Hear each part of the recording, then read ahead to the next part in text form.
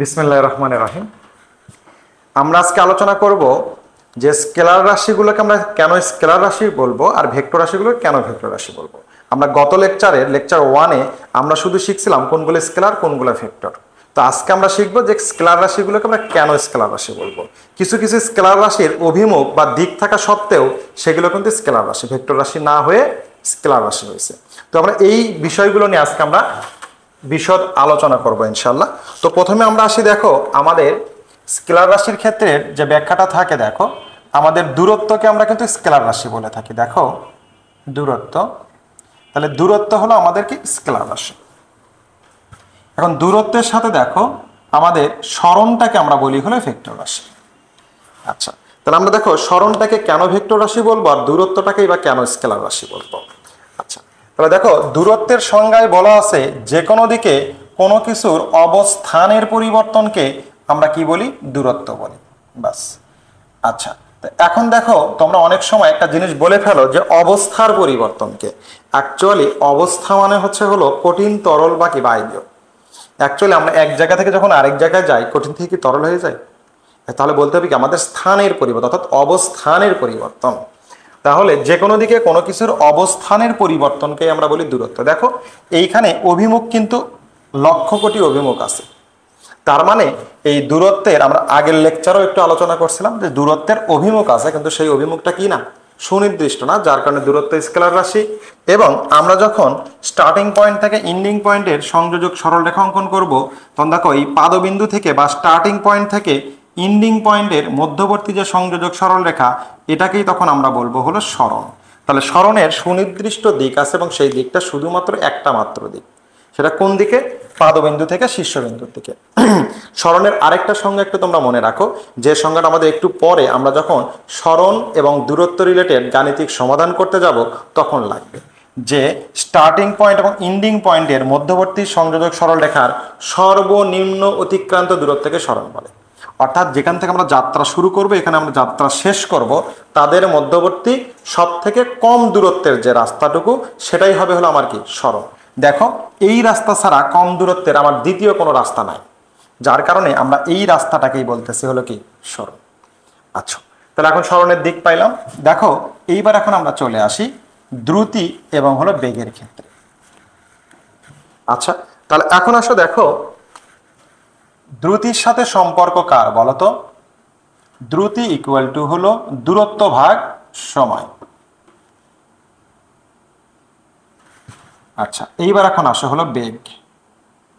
তাহলে বেগ equal to সরণ ভাগ সময়।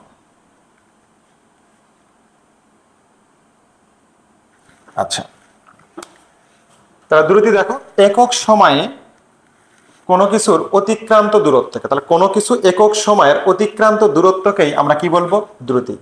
অথবা দূরত্বের হারকেই আমরা কি বলবো, দ্রুতি। আশা করি বুঝতে পারছো। আচ্ছা, তাহলে এখন দ্রুতিটা অ্যাকচুয়ালি ডিপেন্ড করতেছে কার উপরে? দূরত্ব এবং কি সময়ের উপরে। সময় তো স্কেলার রাশি, তাহলে দূরত্ব দেখো সময়ের কোনো দিক নাই। তাহলে দূরত্বের ক্ষেত্রে আমরা একটু আগে লক্ষ্য করলাম যে কোনো দিকে কোনো কিছুর অবস্থানের পরিবর্তনকে আমরা দূরত্ব বলছিলাম। তার মানে এই পথে আমি কি পাবো, দ্রুতি পাবো। ক্লিয়ার? আচ্ছা, তাহলে দেখো দ্রুতির দিক হলো কোন দিকে, দূরত্বের দিক। তাহলে দূরত্বেরও কোনো সুনির্দিষ্ট দিক নেই, তাহলে দ্রুতিরও কি নাই, সুনির্দিষ্ট দিক নেই। ক্লিয়ার? তাহলে বেগ, তাহলে বেগের ক্ষেত্রে আমরা কি শিখলাম? স্টার্টিং পয়েন্ট এবং এন্ডিং পয়েন্টের মধ্যবর্তী সংযোজক সরল রেখাই হলো আমার কি, সরণ। তাহলে এখন দেখো একক সময়ে অতিক্রান্ত সরণকে আমরা কি বলি, বেগ, অথবা সরণের হারকে কি বলে, বেগ। আচ্ছা, তার মানে দেখো তো এই বেগটা নির্ভর করতেছে কার উপরে আমার, দেখো তো সরণের উপরে। অর্থাৎ সরণের দিকটাই হলো কার দিক, বেগের দিক। তাহলে সরণের দিক কোন দিকে? স্টার্টিং পয়েন্ট থেকে এন্ডিং পয়েন্টের দিকে। তাহলে আমার বেগের দিকও কি হবে, স্টার্টিং পয়েন্ট থেকে এন্ডিং পয়েন্টের দিকে। আশা করি বুঝতে পারছো। যে তার এখন দেখো তাহলে বেগের দিক কোন দিকে এবং কি দ্রুতির দিক কোন দিকে আমরা বুঝতে পারলাম। আসো এইবার এখন আসি, আমাদের দেখো এমন একটা রাস্তা আছে যে রাস্তায় দূরত্ব এবং সরণ দুটাই সমান হয়, এবং দূরত্ব এবং সরণ সময়ে সমান হওয়ার কারণে ওই রাস্তায় দ্রুতি এবং বেগ এটাও সমান। দেখো এখানে দ্রুতি ডিপেন্ড করতেছে দূরত্বের উপরে, বেগ ডিপেন্ড করতেছে কার উপরে, সরণের উপরে। আচ্ছা, তাহলে দেখো সোজা সরল রেখায় কেউ যদি যাতায়াত করে বা কোনো ব্যক্তি বা বস্তু যদি তুমি কি করো, তার অবস্থানের পরিবর্তন করো, তাহলে দেখো তো এই বরাবর তোমার অবস্থানের যদি পরিবর্তন হয়, তুমি এই বরাবর যে দূরত্বটা অতিক্রম করবা সেই দূরত্ব আর সরণের মধ্যে কোনো পার্থক্য আছে কিনা? তাহলে এই দৈর্ঘ্যটা আমি সোজা সরল রেখায়, তাহলে দূরত্ব এবং সরণ সমান আমরা বলতে পারি। তাহলে সোজা সরল রেখায় দূরত্ব এবং সরণ দুটাই কি সমান, যার কারণে সোজা সরল রেখায় আমরা দ্রুতি এবং বেগ এই দুটাকেই কি বলতে পারি, সমান বলতে পারি। তোমরা দেখবা তোমাদের বইয়ে আলোর বেগ এবং আলোর দ্রুতি দুটাই লেখা থাকে। আলোর বেগ, আলোর দ্রুতি দুটাই লেখা থাকে 3 গুণন 10⁸ মিটার পার সেকেন্ড। তাহলে তোমরা বলতে পারো যে একটা স্কেলার রাশি আর একটা ভেক্টর রাশি তাহলে কিভাবে এভাবে লেখা যায়, কারণ আলো সোজা সরল রেখায় চলে। তাহলে সোজা সরল রেখায় আমার দূরত্ব এবং সরণ দুটাই কি সেম। তাহলে দূরত্ব আর সরণ যদি সেম হয় তাহলে কি আমরা বলতে পারি যে দ্রুতি এবং বেগটাও একই হবে? তাহলে এই জন্য সোজা সরল রেখায়, আলো সোজা সরল রেখায় চলার কারণে আমরা আলোর বেগ অথবা আলোর দ্রুতি 3 গুণন 10⁸ মিটার পার সেকেন্ড লিখতে পারি। ওকে, আসো এইবার আমরা চলে যাই ত্বরণের ক্ষেত্রে। দেখো তো ত্বরণ স্কেলার রাশি না ভেক্টর রাশি? ত্বরণ আমরা জানি ভবে সব প্রিয়তম ভাসে প্রেমে, সেখানে ততে আমরা কি বুঝছিলাম, ত্বরণ। তাহলে দেখো ত্বরণ আমার ভেক্টর রাশি। ত্বরণ তোমরা 9 10-এ শিখে থাকবা, বেগ বৃদ্ধির হারকেই তোমরা কি বলছিলাম, বেগ বৃদ্ধির হারকে, হার মানে কি সময় দিয়ে ভাগ, তাহলে বেগ বৃদ্ধির হারকেই ত্বরণ বলে। অথবা একক সময়ে বেগ বৃদ্ধির পরিমাণকেই কি বলে, ত্বরণ। তোমরা আবার আমি দেখছি পণ্ডিতি করে একটা লেখো যে একক সময়ে বেগ বৃদ্ধির হারকেই কি বলে, ত্বরণ। তাহলে দেখো বেগ বৃদ্ধির হারটাই হলো কি ত্বরণ। তুমি আবার বললে একক সময়, একক সময় মানে কি জানো, সময় দিয়ে ভাগ করা। তার মানে বিষয়টা কি হলো দেখো, একক তার মানে কি নিচে তুমি আরেকটা সময় দিয়ে ভাগ করলা, তাহলে কি সংজ্ঞাটা হলো? তাহলে বেশি পণ্ডিতি করতে গেলে আবার কি সংজ্ঞাটা ভুল হয়ে গেল। আচ্ছা, তাহলে বিষয়টা হলো যদি তুমি হার বলো তাহলে একক সময় বলবা না, একক সময় বললে হার বলা যাবে না। ওকে, তাহলে এখন দেখো এই বেগ বৃদ্ধি, তাহলে বেগকে যদি আমরা ভাঙ্গি তাহলে কি পাই দেখো তো, সরণ। একটু আগেই আমরা বের করছিলাম, সরণ ভাগ হলো কি সময়, এবং নিচে আরেকটা সময় ছিল, তাহলে কি সময়ের উপরে স্কয়ার। তাহলে এখন দেখো তো ত্বরণের দিক বেগের দিক, বেগের দিক সরণের দিক, আলটিমেটলি ত্বরণের দিক কার দিক, সরণের দিকে। তাহলে এই ত্বরণের দিকটাও কার দিকে, সরণের দিকে। অর্থাৎ বস্তু যে অভিমুখে সোজা সরল রেখায় চলে সেই অভিমুখটাই হলো কি তোমার ত্বরণের অভিমুখ। আশা করি বুঝতে পারছো। তাহলে দেখো তো প্রত্যেকটা ভেক্টর রাশির একটা সুনির্দিষ্ট অভিমুখ আছে। আচ্ছা, এইবার চলে আসে আমরা দেখো বলের ক্ষেত্রে।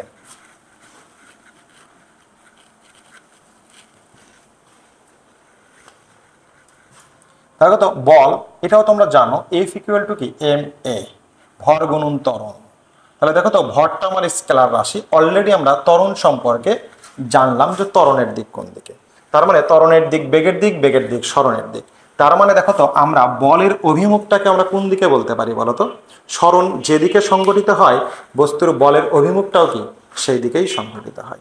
অথবা বেগের দিক থাকলে বেগের দিক হবে, বলের দিক তোমার সরণের দিক থাকলে সরণের দিক হবে, ত্বরণের দিক থাকলে ত্বরণের দিকে হবে। সবগুলোর দিক কি একদিকে। এখন আসে আমরা দেখো এই বলের, আমরা বলছি সকল বল ভেক্টর রাশি। তাহলে কিভাবে আমাদের এখানে আমরা একটা বল সম্পর্কে ধারণা পাইলাম, তাহলে আমরা আসি বাকি বলগুলো নিয়ে একটা আলোচনা করি। দেখো আমরা একটা এই মেঝের উপরে বা একটা সমতল এর উপরে একটা বস্তু রাখা আছে। তাহলে এই বস্তুটার ওজন বল, আমরা যদি ওজন বলের কথা বলি, mg হলো ওজন বল।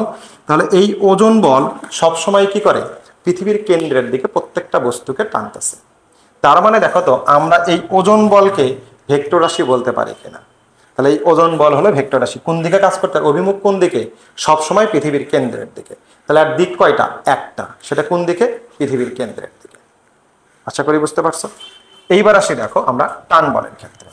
তাহলে এই বস্তুটাকে দেখো, আমি যখন টানবো একটা বলে, ধরো আমি একটা টান বলে এই বস্তুটাকে টানতেছি। আচ্ছা, তাহলে দেখো বস্তুটা যদি এই সমতল বরাবর কোন একটা তল থাকে, ধরো এই তলটা যদি এইরকম সিঁড়ির মতো একটা তল হয়, তাহলে এই বস্তুটা তখন কি করবে দেখো, এই তল বরাবরই কিন্তু উপরের দিকে উঠবে। তার মানে তুমি যেদিকে বল দিয়ে টানতেছো বস্তুটা কি করতেছে সেই দিকেই যাচ্ছে। তার মানে কয়টা দিকে যাচ্ছে, একটা দিকেই যাচ্ছে, অথচ দেখো এই বস্তুটা এদিক ওদিক এইভাবে নাচানাচি করতে করতে যাওয়ার কোনো সুযোগ ছিল, সে বিভিন্ন দিকে যাইতে পারতো, কিন্তু দেখো সে কি বিভিন্ন দিকে গেছে? না, সে শুধু এই যে তল বরাবর এই একদিকেই যাচ্ছে। তার মানে এই বলের অভিমুখ তাহলে কয় দিকে? একদিকে। যার কারণে আমরা এই টান বলটাকেও কি বলতেছি? ভেক্টর রাশি। আচ্ছা, এইবারে দেখো বস্তুটা এরকম সমতলের উপরেই আছে, কিন্তু তুমি বস্তুটাকে ঠিক এইরকম একটা কোণ করে টানতেছো, টান বলে। দেখো এইবার বস্তুটা কিন্তু যেহেতু এই দিকে কোনো সমতল তোমার সারফেস নাই, যার কারণে বস্তুটা কিন্তু এই দিকে না গিয়ে ঠিক এই সারফেস বরাবর এই দিকেই যাবে, সুতা বরাবর লাফ দিয়ে ওই দিকে যাবে না। তার মানে দেখো এইবার এই দিকে যাওয়ার সুযোগ ছিল, এই দিকে, এই দিকে, এই দিকে, সব দিকে যাওয়ার সুযোগ ছিল, কিন্তু বলটা সব দিকে না গিয়ে শুধুমাত্র কেবলমাত্র এই একটা দিকেই অগ্রসর হল। তার মানে এইভাবে এইবারও এই টান বলের যে বস্তুটা যে যাচ্ছে টান বলের কারণে অভিমুখ কয়টাকে ইন্ডিকেট করে যাচ্ছে? শুধুমাত্র একটা। কোন দিকে? এই দিক বরাবর। তার মানে এই টান বলের দিকটাও কয়টা? অনলি একটা। তার মানে যেদিকেই যাক না কেন বল একটা দিকেই যাবে, যার কারণে আমাদের দেখো টান বলও কি হলো? ভেক্টর রাশি। এইবার আসে আমাদের অভিলম্ব প্রতিক্রিয়া বল।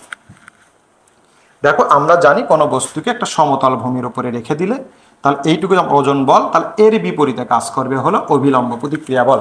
তাহলে অভিলম্ব প্রতিক্রিয়া বল সবসময় সমতল ভূমির ঠিক কি করে? উলম্ব বরাবর খাড়া উপরের দিকে ক্রিয়া করে। তাহলে দিক কয়টা? একটা। তাহলে ঠিক উলম্ব বরাবর খাড়া উপরের দিকে। তাহলে আমাদের গেল এইটা। এইবার আসা হলো প্রযুক্ত বল। দেখো আমরা যদি বল প্রয়োগ করি তাহলে এই যে প্রযুক্ত বলের কারণে তাহলে এর এই দিকে চারিদিকে যাওয়ার সুযোগ ছিল, কিন্তু সে কি করবে? যেদিকেই যাক, যদি এই দিকে যায় তাহলে এই বস্তুটা শুধুমাত্র এই দিকেই যাবে, আর যদি এই দিকে যায় বস্তুটা তাহলে শুধুমাত্র এই দিকেই যাবে। যেদিকেই যাক না কেন বস্তুটা কি করবে? শুধুমাত্র একটা দিকেই অগ্রসর হবে। এই জন্য আমরা দেখো প্রযুক্ত বলটাকেও কি বলতেছি? ভেক্টর রাশি। এখন আসে আমাদের দেখো ঘর্ষণ বল। আচ্ছা, যখন কোনো বস্তু এই দিক বরাবর যাতায়াত শুরু করবে তখন আমরা জানি বস্তু যেদিকে অগ্রসর হয় তার বিপরীত অর্থাৎ ক্রিয়ার বিপরীতে যে বাধা বলের সৃষ্টি হয় সেটাকে আমরা বলি হলো ঘর্ষণ বল। তাহলে ঘর্ষণ বলের দিক কোন দিকে? সবসময় ক্রিয়ারই বিপরীতে, বা বস্তু যেদিকে গতিশীল হয় তার বিপরীতে। আশা করি বুঝতে পারছো। তাহলে এই ক্ষেত্রে আমরা দেখতে পাচ্ছি যে পৃথিবীতে যত প্রকারের বল আছে সবগুলো বলই কি রাশি? ভেক্টর রাশি। ওকে, আচ্ছা, তাহলে এইবার আমরা চলে আসি হলো প্রাবল্য, যে প্রাবল্য কেন ভেক্টর রাশি হলো। আচ্ছা, তাহলে এইবার দেখো আমাদের প্রাবল্যর সূত্র হলো, যেমন তড়িৎ প্রাবল্যর কথা যদি বলি, ই ইকুয়াল টু হলো F/Q।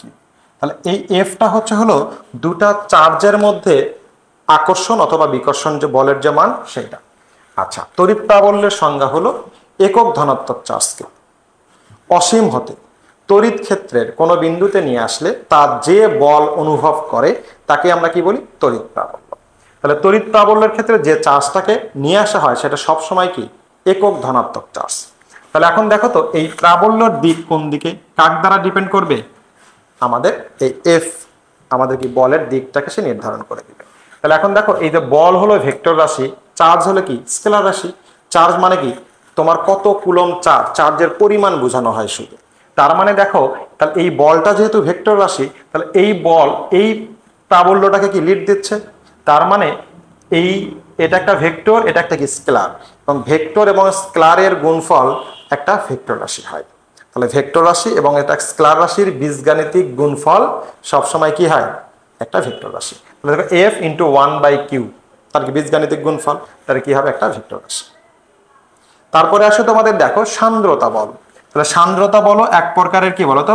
বাধা দানকারী বল বা ঘর্ষণ বল, যেটা কেবলমাত্র আমরা তরল বা বায়বীয় পদার্থের ক্ষেত্রে পেয়ে থাকি। তাহলে এটাও আমাদের কি করে? ক্রিয়ার বিপরীতে বাধা বল সৃষ্টি করে। তার মানে এটাও একটা আমার কি? ভেক্টর রাশি। আশা করি বুঝতে পারছো। আসলে এইবার এখন আমাদের আসল শেখা সেটা হলো স্কেলার রাশিগুলোকে আমরা কেন স্কেলার রাশি বলে থাকি। আসো, তাহলে এইবার প্রথমে স্কেলার রাশির ক্ষেত্রে আমি প্রথমে আসি কাজের ক্ষেত্রে। দেখো, কাজ না, প্রথমে আমরা আসি দেখো তড়িৎ প্রবাহের ক্ষেত্রে। তোমরা যে ভুলটা করো শুরুতে, যে তড়িৎ প্রবাহ কিভাবে স্কেলার রাশি হয়।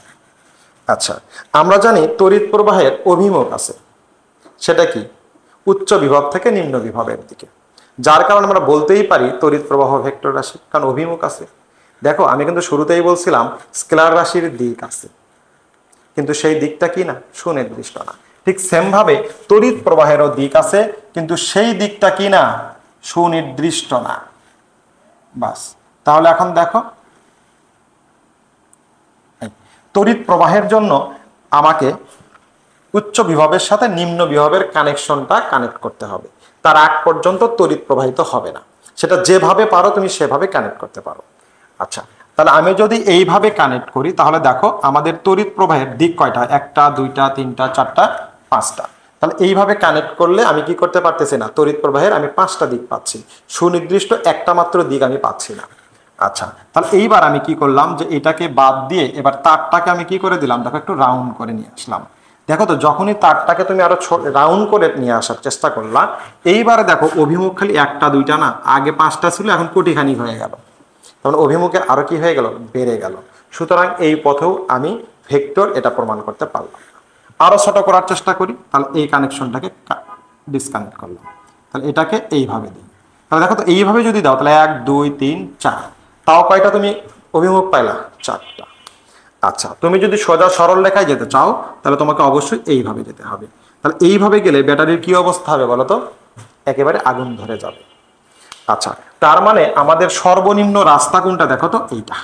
তার মানে সর্বনিম্ন রাস্তাতেও যদি আমরা কারেন্ট কি করতে চাই, ফ্লো করতে চাই, 1 2 3 4, চারটা অভিমুখ পাস করতে হয়। তাহলে এই ক্ষেত্রে আমরা বলতে পারি তড়িৎ প্রবাহ কোনোভাবে কি না, ভেক্টর রাশি না, তড়িৎ প্রবাহ স্কেলার রাশি। তাহলে আমাদের একটা প্রমাণ গেল। আচ্ছা, এইবার আসো তড়িৎ প্রবাহের আরেকটা প্রমাণ। তাহলে আই ইকুয়াল টু আমরা কি জানি, কিউ বাই টি। কিউ হলো কি বলতো, চার্জ। তাহলে আর টিটা হলো কি, সময়। তাহলে নিচে যেটা থাকে সেটাকে আমরা সবসময় কি বলি, একক। সংজ্ঞার এটা সব থেকে মনে রাখবে, এটা ট্রিক্স, যে নিচে যেটা থাকে সেটা সব সময় একক। তাহলে একক সময়ে কোনো পরিবাহীর মধ্য দিয়ে যে পরিমাণ চার্জ প্রবাহিত হয় তাকে কি বলে, তড়িৎ প্রবাহ। তাহলে টিটা হলো সময়, স্কেলার রাশি, চার্জ। চার্জ একটা কি, পরিমাণ বোঝায়। আমাদের দিক ভেদে এটা দক্ষিণ দিক থেকে উত্তরে গেলেই চার্জের পরিমাণ যে কি হবে, কম বেশি হবে এমনটা কিন্তু হয় না। তার মানে আমরা বলতেই পারি তাহলে সেই ক্ষেত্রে চার্জ একটা পরিমাণ বোঝাচ্ছে, ভরের মতো। তার মানে কি, চার্জ কি রাশি, স্কেলার রাশি। তাহলে এই যে দুটা স্কেলার রাশির বীজগাণিতিক গুণফল কখনোই ভেক্টর হতে পারে না। তাহলে দুটা স্কেলার রাশির বীজগাণিতিক গুণফল সবসময় কি রাশি, স্কেলার রাশি। আশা করি বুঝতে পারছো। বাস, এটা একটা গেল। আবার আসি আমরা, দেখো যদি কোনো একটা বিন্দুতে ধরো বাইর থেকে আমরা তড়িৎ প্রবাহ চালনা করি, ধরো এটা I1 কারেন্ট, আমি ধরো 5 অ্যাম্পিয়ার কারেন্ট দিলাম, এখানে I2 ইকুয়াল টু ধরো আমি 10 অ্যাম্পিয়ার কারেন্ট এখানে ইনপুট করলাম। তাহলে আমি দেখো এখানে টোটালি কারেন্ট পাবো হলো 15 অ্যাম্পিয়ার। অর্থাৎ আমরা কারেন্টকে যখন এইভাবে সংযুক্ত করি, তোমরা এই অ্যামিটারের সাহায্যে আমরা যদি এখানে কারেন্ট পরিমাপ করি, যে ধরো একটা তার দিয়ে আমরা 10 অ্যাম্পিয়ার কারেন্ট প্রবাহিত করলাম, অন্য একটা তার দিয়ে আমরা 5 অ্যাম্পিয়ার কারেন্ট প্রবাহিত করলাম, তখন অ্যামিটার এই প্রান্তে ধরলে আমরা এই যেটা তড়িৎ পরিবহন করার যে যন্ত্র, কি পরিমাণ তড়িৎ পরিবাহিত হচ্ছে তা পরিমাপ করার যে যন্ত্র, সেটাকে আমরা কি বলি, অ্যামিটার। তো অ্যামিটার যদি এই প্রান্তে ধরা হয়, দেখা যাবে এই দুইটা মিলে আমরা কি পাচ্ছি, 15 অ্যাম্পিয়ার শো করতেছে অ্যামিটার। অর্থাৎ তাহলে আমরা বলতে পারি না সরাসরি বীজগাণিতিক যোগ হয়েছে, কারণ 10 যোগ 5 ইকুয়াল টু 15, এটা তখনই সম্ভব যদি সেটা বীজগাণিতিক যোগ হয়। আর যদি ভেক্টর রাশি হইতো তখন দেখো আমার লব্ধি হইতো এই মাঝ বরাবর হয় 15 অথবা 14, 13, 5 এবং 10 এই দুইটার যোগফলের মধ্যে, অর্থাৎ 15 অ্যাম্পিয়ার এবং হলো কি 5 অ্যাম্পিয়ার, এই দুইটার মাঝামাঝি আমার তড়িৎ প্রবাহ হতো, এবং এই কোণ কম বেশি হলেই তড়িৎ প্রবাহের পরিমাণও কম বেশি হয়ে যেত। কিন্তু কখনোই আমাদের এটা সংকোচন প্রসারণ বা কোণের মান ছোট বড় করে এখানে তড়িৎ প্রবাহ চালনা করলে কখনোই তড়িৎ প্রবাহের কোনো পরিবর্তন হয় না। সব সময় আমরা কি পাই, 5 অ্যাম্পিয়ার, অর্থাৎ বীজগাণিতিক যোগফলে আমরা তড়িৎ প্রবাহ পরিমাপ করে থাকি। তার মানে তড়িৎ প্রবাহ কি রাশি, স্কেলার রাশি। তাহলে দেখো আমাদের তিনটা কন্ডিশনই আমাদের তড়িৎ প্রবাহ যে স্কেলার রাশি তা সিদ্ধ করে। তো এই জন্য তড়িৎ প্রবাহ একটা স্কেলার রাশি। এই জন্যই বলে অভিমুখ থাকা সত্ত্বেও তড়িৎ প্রবাহ স্কেলার রাশি। কেন, ব্যাখ্যা করো। তোমরা আমি ব্যাখ্যা করতে পারবো না যে তড়িৎ প্রবাহের অভিমুখ থাকা সত্ত্বেও সে কি রাশি, স্কেলার রাশি। আচ্ছা, এইবার আসি আমরা, দেখো চাপের ক্ষেত্রে। আচ্ছা, চাপের আগে আমরা একটু কাজে চলে যাই। দেখো কাজ একটা কি রাশি? স্কেলার রাশি। কিভাবে বলবো আমরা কাজ স্কেলার রাশি? দেখো ডাব্লিউ ইকুয়াল টু, অ্যাকচুয়ালি আমাদের সূত্র হলো বল এবং সরণের ডট গুণনকে আমরা কি বলি? কাজ। অর্থাৎ এটাকে যদি আমরা ভাঙ্গি তাহলে আমরা পাই এফ এস কস থিটা। যাক, এটাতে আমরা পরে আসব। দুটা ভেক্টর রাশির ডট গুণন সবসময় স্কেলার রাশি হয়। তাহলে দুটা ভেক্টর রাশির ডট গুণন সবসময় স্কেলার রাশি। তোমরা এই ভেক্টরের লাস্টে ডট গুণন এবং ক্রস গুণন যখন করানো হবে তখন এটা সম্পর্কে আরো ডিটেল জানতে পারবা। বাস, তাহলে যে কোনো দুটা ভেক্টরে যদি ডট গুণন হয় সেটা কি হয়ে যায়? স্কেলার রাশি হয়ে যায়। তাহলে দেখো এখানে দুটা ভেক্টরের ডট গুণন হলো কি? কাজ। ওকে, এবং এইটাকে যদি আমরা ভাঙ্গি তাহলে যেটা পাওয়া যায় সেটা হলো এফ এস কস থিটা। অর্থাৎ বল গুণন বলের দিকে সরণের উপাংশ। অ্যাকচুয়ালি দেখো এইখানে এই সরণের এইটুকু আমার মান, এই এফটা যেটা, এটাও শুধু মান বোঝায়, এখানে কোনো দিক বোঝায় না। কারণ দেখো cos 30 ডিগ্রি যদি বসাও, অ্যাকচুয়ালি তুমি এখানে কোনো দিক পাবা না, cos 30-এর জাস্ট একটা মান পাবা। ক্লিয়ার? যার কারণে আমরা যেটাই করি না কেন এখানে আমরা কি পাই? মান পাই। যার কারণে আমাদের কাজ হলো কি রাশি? স্কেলার রাশি। সব থেকে সহজ বুদ্ধি হলো এটাই যে ডট গুণন, দুটা ভেক্টরের ডট গুণন সবসময় কি হয়? স্কেলার রাশি হয়। এবং কাজ এক প্রকারের কি? শক্তি। তার মানে শক্তিও কি রাশি? স্কেলার রাশি। বিভব শক্তি, গতি শক্তি, যত করে যান্ত্রিক শক্তি, তাহলে এই শক্তিগুলো হলো আমাদের কি? স্কেলার রাশি। আচ্ছা, এইবার আসি দেখো আমাদের হলো চাপ। এই চাপটার ক্ষেত্রেও তোমরা একটা ভুল করো। দেখো পি ইকুয়াল টু আমাদের সূত্র হলো এফ বাই এ। আচ্ছা, তোমাদেরকে যদি আমি চাপের সংজ্ঞা বলতে বলি, তোমরা একটা সংজ্ঞায় চট করে দিয়ে বসো যে একক ক্ষেত্রফলের উপর প্রযুক্ত বলের মানকে চাপ বলে। এই সংজ্ঞাটা কিন্তু বলা যাবে না, এটা ভুল সংজ্ঞা। কারণ দেখো এই চাপের আবিষ্কারক কে বলতো? প্যাসকেল। প্যাসকেল দেখবা সে তার সূত্রে বলছে যে কোন একটা আবদ্ধ পাত্রে তরল বা বায়বীয় পদার্থ দ্বারা বল প্রয়োগ করা হলে তাহলে সে কি করে?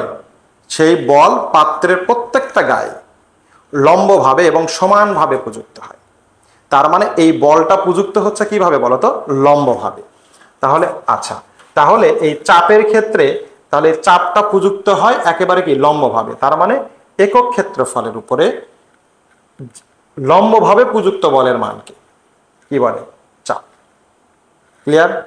আচ্ছা, তাহলে একক ক্ষেত্রফলে লম্বভাবে প্রযুক্ত বলের মানকে আমরা কি বলবো? চাপ বলবো।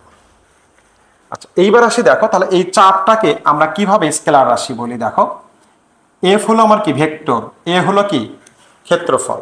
তাহলে দেখো এফ যেহেতু ভেক্টর রাশি, তাহলে আমার চাপ কি হওয়ার কথা ছিল? ভেক্টর রাশি হওয়ার কথা ছিল। আচ্ছা, দেখো তো আমরা যদি একটা বেলুনে পানি ভরাই, ধরো এই বেলুনটাতে আমরা পানি দ্বারা পূর্ণ করলাম। আচ্ছা, তাহলে বেলুনটাকে যদি তুমি এদিকে ছিদ্র করো এদিক দিয়েও পানি পড়বে, এদিকে যদি ছিদ্র করো এদিক দিয়েও পানি পড়বে। তার মানে যতগুলো ছিদ্র করবা ততগুলো অভিমুখেই কিন্তু বেলুন কি করবে? পানিটাকে বের করে দেবে। কিন্তু দেখো বলের ক্ষেত্রে যখন শুধু বলের সংজ্ঞা আমরা একটু আগে দিলাম, যে বলের ক্ষেত্রে দেখো বস্তুটার চারদিকে যাওয়ার অফুরন্ত সুযোগ ছিল, কিন্তু দেখো তো বস্তুটা কি চারদিকে বিচরণ করছে? এইভাবে না, শুধুমাত্র কি করছে? সে একদিকে গেছে। কিন্তু দেখো এই দিকে চাপের ক্ষেত্রে আমরা যতগুলো ছিদ্র করে দিব পানি তত দিক বরাবরই বের হবে। অর্থাৎ এর কোনো সুনির্দিষ্ট দিক নাই যে শুধুমাত্র একদিকেই পানিটা বের হবে। আমি এই দিকে ছিদ্র করে দিলাম কিন্তু এই দিক দিয়ে এদিক দিয়েও ছিদ্র করলাম, এদিক দিয়ে পানি বের হলো না কিন্তু এই দিক দিয়ে পানি বের হলো, এমনটা যদি ঘটতো বা শুধুমাত্র একটা দিক দিয়ে পানি বের হচ্ছে এইরকম বিষয় যদি হতো তখন আমরা চাপকে কি বলতাম? ভেক্টর রাশি। কিন্তু দেখো চাপ যতগুলো সুযোগ পাচ্ছে তত দিক থেকেই কি হচ্ছে? পানিটা বের করে দিচ্ছে। ক্লিয়ার?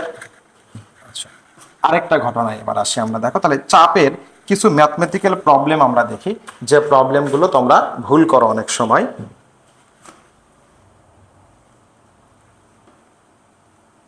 আচ্ছা, নর্মালি দেখো আমাদের এইখানে এই পৃষ্ঠ, এটা একটা পিস্টন, তাহলে এই পিস্টনের প্রস্থচ্ছেদের ক্ষেত্রফল এ ইকুয়াল টু ধরো আমরা 2 মিটার স্কোয়ার বললাম।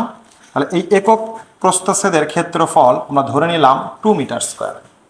তাহলে এই প্রস্থচ্ছেদের ক্ষেত্রফল বিশিষ্ট এই পিস্টনটার উপরে আমি কি করলাম? 100 নিউটন বল লম্বভাবে প্রয়োগ করলাম। দেখো তাহলে প্যাসকেলের সূত্র মতে তাহলে এই বল এই পাত্রের প্রত্যেকটা অংশে কি করবে? সমান এবং কি লম্বভাবে প্রযুক্ত হবে। কোথাও তির্যকভাবে বল প্রয়োগ হবে না। যদি কোনোভাবে তির্যকভাবে বল প্রযুক্ত হইতো তাহলে দেখা যাইতো এইখানে এরকম ডেবে যেত, এইখানে কি ঘেঘা কুজো যেটাকে বলি আমাদের বগুড়ার ভাষায়, তাহলে এইরকম হওয়ার কথা ছিল। তুমি কখনোই দেখবে না কোনো বস্তুকে বল প্রয়োগ করলে বা এইরকম অবস্থা হয়। বাস্তব প্রমাণ আমরা দেখি, দেখো কোনো বেলুনকে যখন ফুঁ দেওয়া হয় তার শেপ অনুযায়ী বেলুনটা কিন্তু এইরকমই ফুলে ওঠে। কোথাও কিন্তু বেলুন দেখবে না এইরকম এইরকম এইভাবে শেপ হয়ে ফুলে উঠতেছে। যদি তোমার শেপটা এরকম না থাকে কখনোই কিন্তু এই এই শেপটা এইরকম ঘেঘাকুজো হয়ে যায় না। ক্লিয়ার? তার মানে এখানে আমি যে বল প্রয়োগ করতেছি সেই বল প্রত্যেকটা অংশে সমান এবং কি লম্বভাবে প্রযুক্ত হয়। আচ্ছা, তাহলে এখন আসা যাক, তাহলে প্রত্যেকটা অংশে সমান বল লম্বভাবে প্রযুক্ত হবে।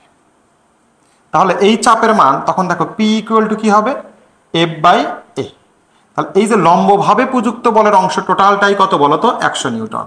তাহলে 100 নিউটন আর 2 মিটার স্কয়ার, তাহলে কত হয়ে গেল 50 নিউটন পার মিটার স্কয়ার। তাহলে এটাকে আমরা কি বলতে পারি, 50 প্যাসকেল। আশা করি বুঝতে পারছো। বাস, তাহলে এখন আসি এই বলটা যদি এইভাবে লম্বভাবে প্রযুক্ত না হয়ে একটা কোণ করে তির্যকভাবে প্রযুক্ত করা হইতো তাহলে এই চাপের মানটা কত আসতো। দেখো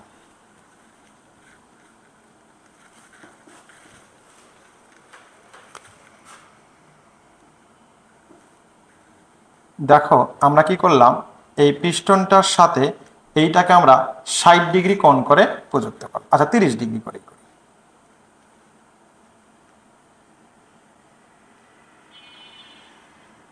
দেখো 30 ডিগ্রি কোণ করে সেম 100 নিউটন বলই আমরা এখানে প্রযুক্ত করলাম। এইবার কি হবে, দেখো এইখানে কিন্তু আমার এই এর মান 2 মিটার স্কয়ারই থাকবে। তাহলে এখানে অ্যান্সারে কিন্তু তোমার ওই যে 50 প্যাসকেল এটাও দেওয়া থাকবে, 100 প্যাসকেলও দেওয়া থাকবে, 25 প্যাসকেলও দেওয়া থাকবে, 75 প্যাসকেল, এইভাবে বিভিন্নভাবে তোমাকে মান দেওয়া থাকবে। আচ্ছা, আমাদের সংজ্ঞায় চাপের সংজ্ঞা কি বলা ছিল, পি ইকুয়াল টু F/A।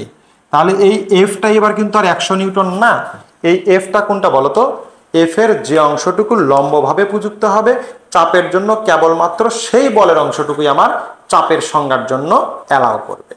তাহলে এখন আসি আমাদের দেখো, তাহলে এই ক্ষেত্রে আমাদের দেখো বলের এই উলম্ব অংশ যেটা সেটা কি, এই যে সবুজ কালারের এই রেখাটা কিনা, এটাই হলো আমার বলের উলম্ব অংশ। অর্থাৎ এই 100 নিউটন বলের উলম্ব অংশ হলো এটা, যেটা খাড়া লম্বভাবে এই পৃষ্ঠের এই তোমার পিস্টনের উপরে প্রযুক্ত হবে।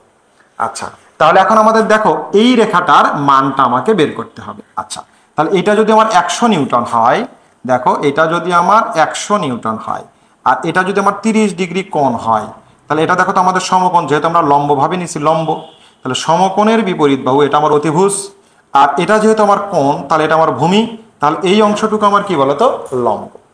আচ্ছা, তাহলে দেখো তো এই লম্বের মান যদি আমরা বের করতে চাই তাহলে আমরা কি লিখবো, দেখো তো এখানে, তাহলে এইটার মান হবে হলো এফ সাইন 30 ডিগ্রি। তাহলে এফ এর মান কত, 100 সাইন 30 ডিগ্রি। ওকে, তাহলে এখন আসো, তাহলে এই এফ এর মান দাঁড়াবে তাহলে কত, দেখো তো 100 সাইন 30 ডিগ্রি ভাগ হলো এ এর মান কত, 2 মিটার স্কয়ার। বাস, তাহলে এখানে ক্যালকুলেশন করে যে মানটা আসবে এটাই হলো তোমার কি, এত প্যাসকেল। তাহলে এখন দেখো আমরা যদি এখানে 100 সাইন 30 ডিগ্রি না লিখে 100 ভাগ 2 ইকুয়াল টু 50 প্যাসকেল লিখতাম তাহলে কি আর অঙ্কটা হইতো, কখনোই আর অঙ্কটা হইতো না। আসো এইবার দেখা যাক কোনটা, এইখানে 30 ডিগ্রি না দিয়ে তোমাকে বলে দিল যে উলম্বের সাথে অর্থাৎ এই বরাবর 60 ডিগ্রি কোণ করে এই 100 নিউটন বলকে প্রয়োগ করা হবে। তাহলে এখন তোমার দেখো এই পিস্টনটার উপরে প্রযুক্ত চাপের মান কত নির্ণয় করো। তাহলে তখন তুমি এই সংজ্ঞাটা মানে এই ম্যাথটা কিভাবে সলভ করতে, দেখো তাহলে আমার সূত্র তো এইটাই, পি ইকুয়াল টু F/A। তাহলে এইবার দেখো তো এইটা আমার সমকোণ 90, এর বিপরীত বাহু এটা অতিভুজ, যেহেতু এইবার আমার কোণ কোনটা, এইটা, তাহলে এটা যেহেতু আমার কোণ তাহলে এটা আমার ভূমি, এটা আমার লম্ব। এইবারে দেখো তো এই যে উলম্ব অংশটা এই 60 ডিগ্রি কোণের কারণে উলম্ব আছে না, ভূমি হিসেবে কাজ করতেছে, ভূমি। তুমি এখানে মান বের করবা ভূমির, কিন্তু অ্যাকচুয়ালি এই বলটা প্রযুক্ত হয়েছে কিভাবে, উলম্ব ভাবেই। তাহলে আসো, তাহলে এই 60 ডিগ্রির জন্য তাহলে এই বরাবর এবার কি হবে, এফ কজ 60 ডিগ্রি। তাহলে 100 cos 60°। ওকে, তাহলে এই বরাবর এখানে আসে, তাহলে দেখো আমার এফ এর মান এখন তাহলে কত দাঁড়ালো দেখো তো, 100 cos 60° ভাগ হলো 2 মিটার স্কয়ার। বাস, তাহলে এখানে কত, cos 60 এর মান হলো হাফ, তাহলে কত 50 আর 2 তাহলে কত 25 নিউটন পার মিটার স্কয়ার বা 25 প্যাসকেল। আশা করি বুঝতে পারছো। তাহলে এখন দেখো তোমরা কি করে আসতা, যে সরাসরি 100 ভাগ 2 তাহলে কি 50 প্যাসকেল। আসলে অ্যান্সারটা কত হবে, 25 প্যাসকেল। তাহলে আমরা এখানে খেয়াল করব যে বলটাকে কিভাবে দেওয়া আছে। তাহলে আমরা বলের উলম্ব অংশটাই আমাদের হলো চাপের জন্য প্রযুক্ত হবে। এখন দেখো তাহলে আমাদের স্কেলার রাশিগুলো কেন স্কেলার রাশি হয় এবং তাদের ম্যাথমেটিক্যাল প্রবলেমগুলো কি টাইপের হইতে পারে, আমরা কিন্তু তা খুব সহজে আজকে শিখতে পারলাম আশা করি। তো আজকের মতো এ পর্যন্তই। পরবর্তী ক্লাসে আমরা ভেক্টরকে কিভাবে প্রকাশ করা হয় এবং বিভিন্ন প্রকার ভেক্টর নিয়ে আমরা আলোচনা করব, যে ক্লাসটা এর থেকেও আরো বেশি ইম্পর্টেন্ট, যেটা তোমার পুরো অধ্যায়ের জন্য কাজে লাগবে ইনশাল্লাহ। তো আজকের মতো এ পর্যন্তই। ভালো থেকো, সুস্থ থেকো, আল্লাহ হাফেজ।